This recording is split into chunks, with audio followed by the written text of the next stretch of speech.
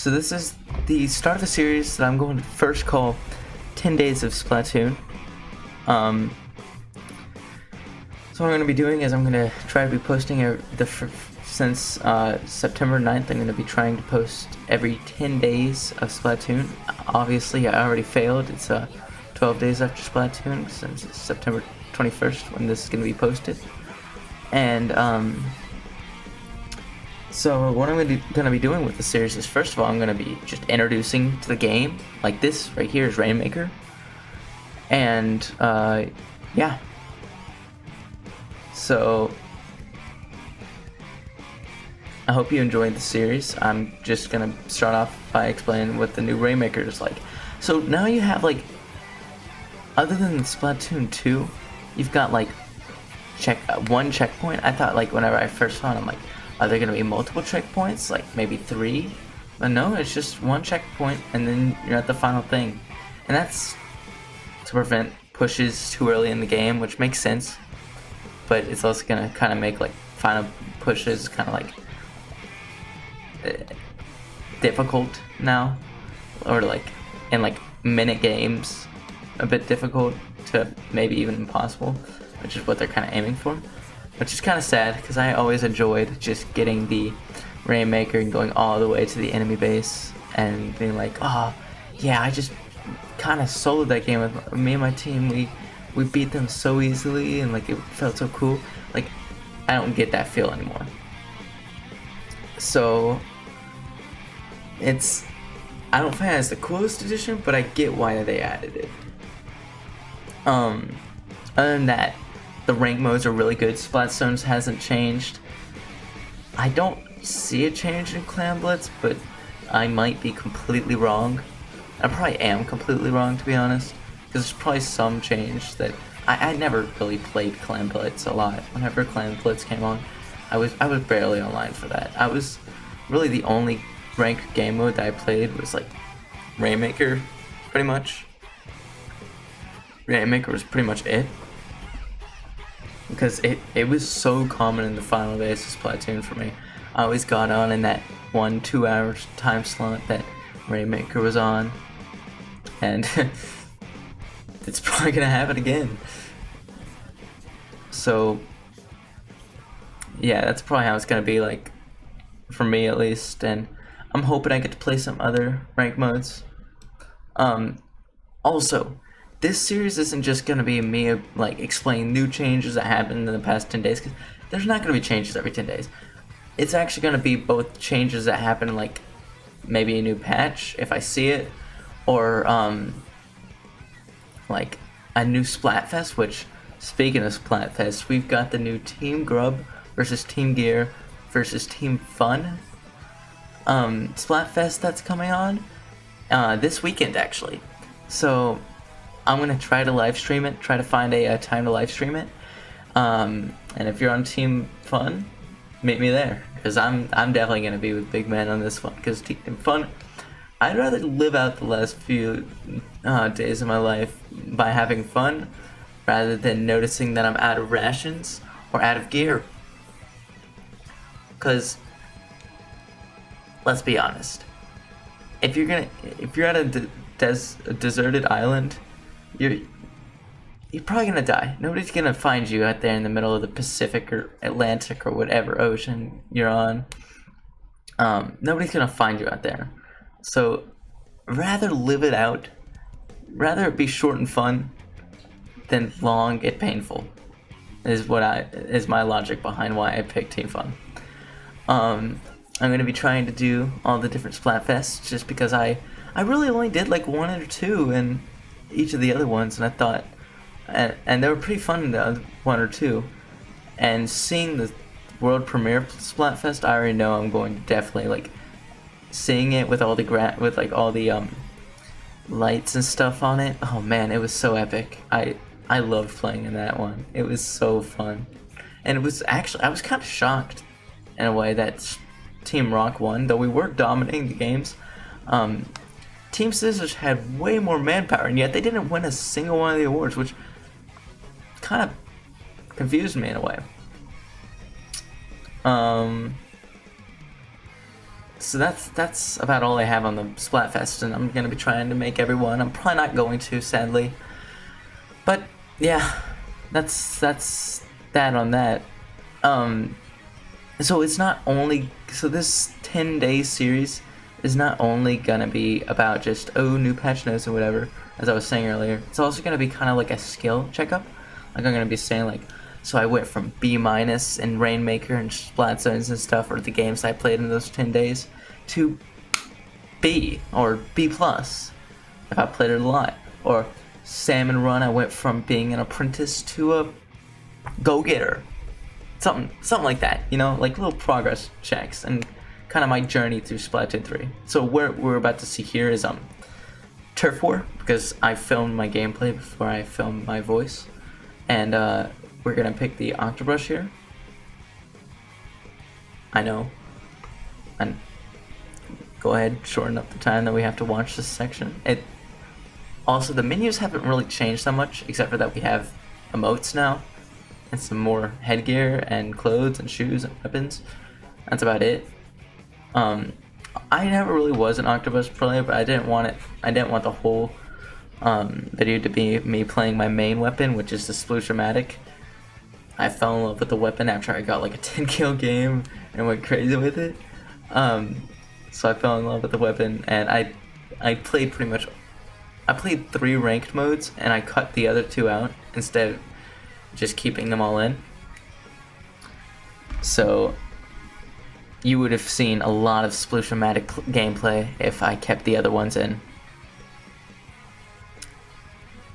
Anyways, we're gonna play some Turf War, which, by the way, I don't know if I just wasn't getting in the right lobbies for the year or 2 or whatever that I played Splatoon 2 and Splatoon 1, but Splatoon 3 Turf War in both Splatfest and this game is crazily competitive. I don't really see that much of a competitive change in Rainmaker and stuff. It's always been pretty intense, or it's always been either like you get a really easy game, or like, oh my lord, the other team's crazy good and you have to hope for a clutch to be able to win. That's kind of always how ranked has been. But Turf War, man, in my opinion, I think it just like totally just, it blew me away with how competitive it got. Like, look right there, that Dynamo guy, he just tries to go for team kills the entire time while also staying in the enemy base. And it's a lot more, Turf War is a lot more difficult, which I don't think is good for beginners, but in my opinion, I actually like it a lot. I've always liked Turf War. It's always been really fun, instead of like just having to always play ranked modes, because that was the only thing that was fun, and Turf War always being like a pretty kind of neutral type of thing. Now it's actually difficult, and I'm probably gonna find myself playing it a lot more. That's about all I have to say for Turf War so far. So yeah, I'm probably gonna have progress checks and stuff. Back to earlier about why this series is not gonna only be about like updates and whatever. I'm probably gonna have like progress checks. Well, not probably. I am going to have progress checks and stuff about like 20 days in, I'm at a B- goes up to B+, whatever. And yeah, of course, I'm gonna try to make it in like the 10-day intervals. This one didn't work out so well. Wait, I accidentally did 12 days after Splatoon instead of 10. But that's fine. And I'm gonna try to make it 20-day and then go to 30 days. But you know, schedules always change. So I think that's all I have to say for right now in the video until we get to the later stuff. Oh wait, no, hold on. The story mode. Now, I'm not gonna spoil it because we're only 12 days in and not everybody has played it. They just either haven't purchased the game yet, or, by the way, go to your local GameStop, Amazon, Walmart, something, pick it up. Freaking better than Battlefield 2042, Vanguard, and any of the other, it's gonna get a lot of sales before Modern Warfare 2 comes out. It's probably gonna get the most sales out of any other of the shooter games other than Modern Warfare 2 whenever it comes out, because it's it did a lot better for their shooter franchise than Battlefield 2042 and Call of Duty Vanguard. Like, this is the best Splatoon game, and Battlefield 2042 and Call of Duty Vanguard completely failed there. So this is like the first real successful big shooter in a while. So yeah, pick it up. So the story mode. I'll talk about it later on in the video. But right now we're gonna get into some new stuff, which I'll just go ahead and talk about while my character's on it. So this is like a little like not vending. It's like a gumball machine in a way. You can use conch shells, which you get by leveling up to do it, or coins. And here are the new lockers, which are instead of apartments. So that's my locker, which were added into the game instead of apartments, which is what everyone wanted. But lockers are also equally cool. This is a trend. This is a trend in lockers. The statue, the rock statue, is used by like half the fan base of it just having like shoes on and maybe a gun or two, and it's an interesting trend. So that's my friend's one. He has a little bomb and air spray MG. Okay, I mean, I don't blame air spray MG, though a lot of people might think it's bad. I kind of like it. Yeah, just things with shoes on and guns are big in the fan base. I don't know why. Like, there's another example right there. Okay, this looks like Pathfinder from Apex Legends for some reason. That thing. So the lockers are actually really fun to customize. I spent like, I want to say like 5 minutes on mine. It really isn't all that difficult to customize, which is great because a lot of people just want to get right into the thing, but always also want to think like, oh yeah. The menus not the menus, the shops haven't changed that much, because except for this one, which you can purchase for things for your locker. The shops haven't changed that much, except for that, like, they have new store owners, which are all pretty cool. Merch has grown up, as you just saw me go past, which entire fan base is just going crazy about. I think it's pretty cool too. So up ahead we've got something called Table Turf Battles, which if you watched the direct, you'll know about it. So you can play Table Turf kind of like locally by yourself against like an AI, or online. It gets either somebody random, or I'm guessing probably your friends. I've never played it online. I just guessed off of that little thing where it showed if you could table turf battle with somebody. So this is Table Turf Battle. It's kind of like Blockus, but a little bit more complicated and strategic. If you've ever played Blockus before, this game is super. It's actually difficult in my opinion. It's actually like not easy to win against some of the easier AIs. But then again, I am using the starter deck, which by that gumball machine, which I mentioned earlier, you could get decks of cards, or by other various reasons, which I'm not gonna say,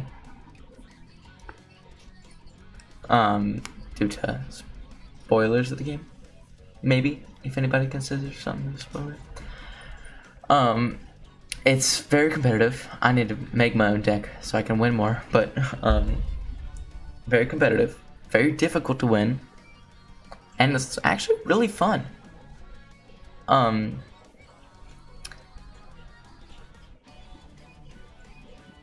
And yeah, so while I play this game right here, I'm gonna go ahead and just talk about the story mode.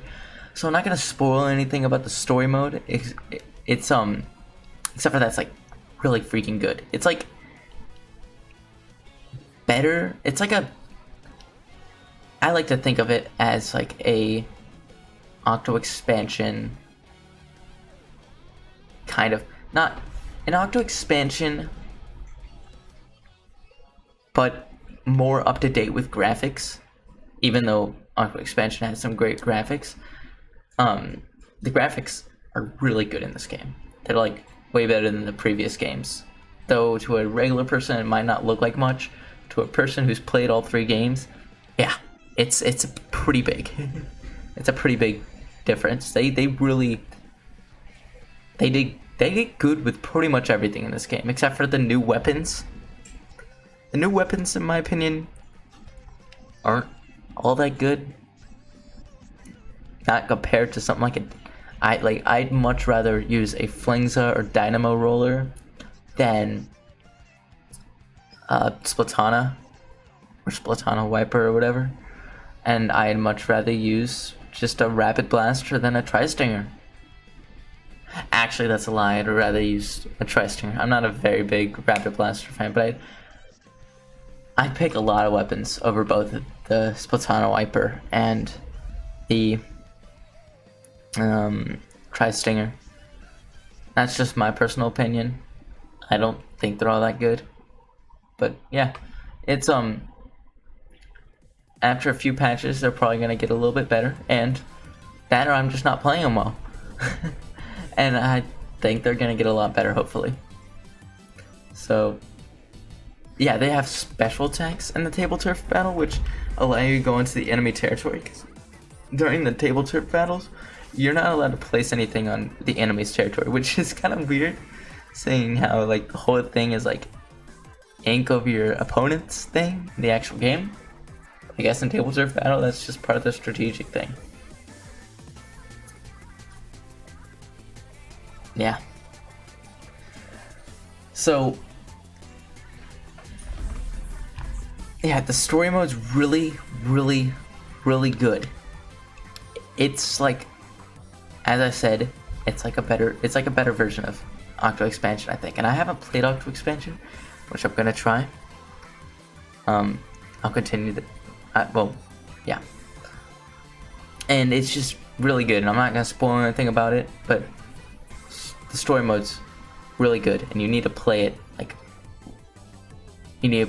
right after you play like 1 or 2 competitive table or turf battles. I could go on for hours about how good it is. So this right here is Salmon Run, which has a new way of unlocking goodies. You can earn like these clams while you're doing a salmon run, and you've got a little training room which you can train against, you can kind of like train your aim on these like fish dummies and stuff, and train your aim for the eggs whenever you want to throw them, which is very helpful. You've also got this new animation, which I think is super sick. I think it's sick how you get to like see your teammates in a helicopter before you like go into the battlefield against salmon. And Salmon Run, I guess we've gotten some new maps. You've got some new modes. Like, Salmon Run has gone through a lot of changes. Every once in a while you can go on a actual like map that you do turf battles on in the game. Like during the game, or yeah, turf battles like online, the online ones that you do usually, other than Salmon Run, you can do like a Salmon Run on those instead of like just the Salmon Run specific maps. You can do it on a turf battle map, which is crazy cool. I think it's like a once per month thing, but it's still really sick. They added new things where after wave 3, sometimes you get this mega boss battle, which is crazy. Like, nobody ever saw that coming. You've got new bosses such as Big Shot, which everybody has been making Undertale Chapter 2 references to. If you've played that, also good. But we're not on the subject of that, we're on the subject of Splatoon 3. And you've got new bosses and stuff. You can use the new mechanics, which I'll do later on in the Salmon Run. I'll do both the backwards flick and the squid surge. Like, they brought back old bosses too, like that one, which is very common. I hate that dude. And yeah. Other than that, it really hasn't undergone that much changes, which other than that is an understatement. I don't know how to word this, but it has undergone a lot of changes. What I just said made no sense, and completely forget about that. Splatoon 3 Salmon Run, major improvement in my opinion. Though it is kind of glitchy, which I've seen on Twitter. A lot of people have been glitching. Oh yeah, that right there was like a backwards flick, if you saw what I just did. And here, right here is a new boss. I think it's pretty easy. I'm pretty sure all it does is kind of like do a shield around the enemies. I don't think that boss is like all that difficult. Like, it's kind of like the storm one, which once it doesn't do any direct damage to you, or the umbrella one.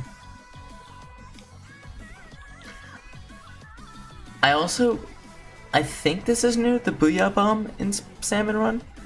I haven't seen it before. I haven't seen the Booyah Bomb in Splatoon 2. That either it's rare in Splatoon 2 for me, or I'm just not playing Salmon Run enough back then. Anyways, yeah, that's pretty much all I have to say about Salmon Run.